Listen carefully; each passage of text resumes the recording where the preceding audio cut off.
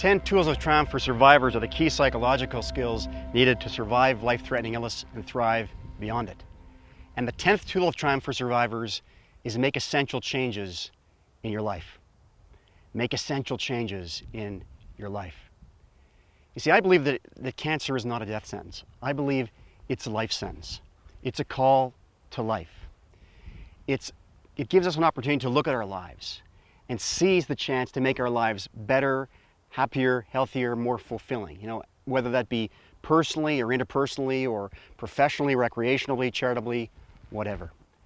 And if we look at our lives through what I call the 6 essentials of life, we have an opportunity to take up that challenge. And those 6 essentials of life are what we eat, what we drink, what we think, and what we breathe.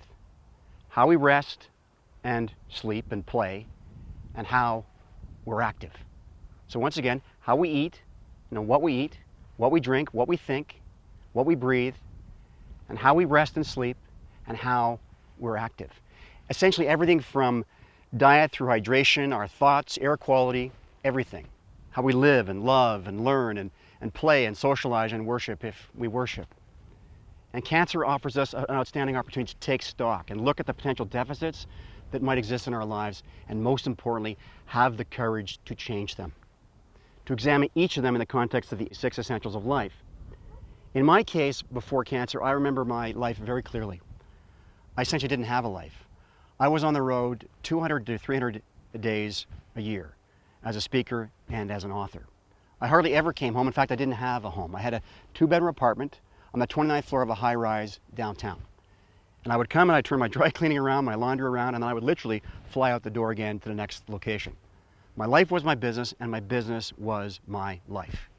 I had few friends and no social life. And meanwhile, I was missing meals and losing sleep and crossing time zones and living on planes, going in and out of hotel rooms. And I remember in one hotel room, a pivotal moment, I remember screaming at the top of my lungs, I hate my life.